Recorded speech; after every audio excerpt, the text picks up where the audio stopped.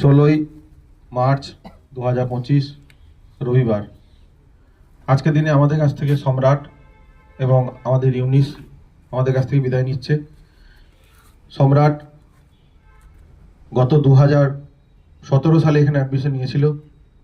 তখন সম্রাটের বয়স খুবই কম ছিল, তার জন্য ও কোনো জায়গায় অ্যাপ্লিকেশন করতে পারছিল না। কিন্তু রান করার একটা প্রবণতা ছিল, ওর মধ্যে ভালোবাসা ছিল। ওর বন্ধু বা যে সেই সময়কার দাদা যারা ছিল তাদের সঙ্গে রান করতো, এবং সম্রাটের মধ্যে আলাদা একটা বিষয় ছিল যে ফিটনেস বা রানকে ভালোবাসা, ফিটনেসকে ভালোবাসা, এই বিষয়টা ওর মধ্যে ছিল। আমার মনে আছে দুর্গাপুজোর সময় গৌরব গৌরব বলে একটা ছেলে ছিল দক্ষিণ দিনাজপুরের। ওই ছেলেটা বাড়ির টাকা নষ্ট করেছিল অনেক, যে শেষ পর্যন্ত ইলামবাজার এসে ঠেকেছিল।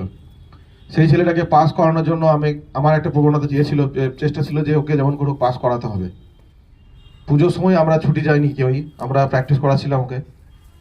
এবং মনে আছে আমার ঝিরঝির করে বৃষ্টি পড়ছিল সেই সময়, এবং সেই সময় ওই গৌরবের যোগ্য সঙ্গ দিয়েছিল কিন্তু সম্রাটের জন্যই গৌরব সেবারে মাঠ পাস করেছিল, এবং গৌরব এখন বর্তমানে ইন্ডিয়ান আর্মিতে চাকরি করছে সিগন্যালে।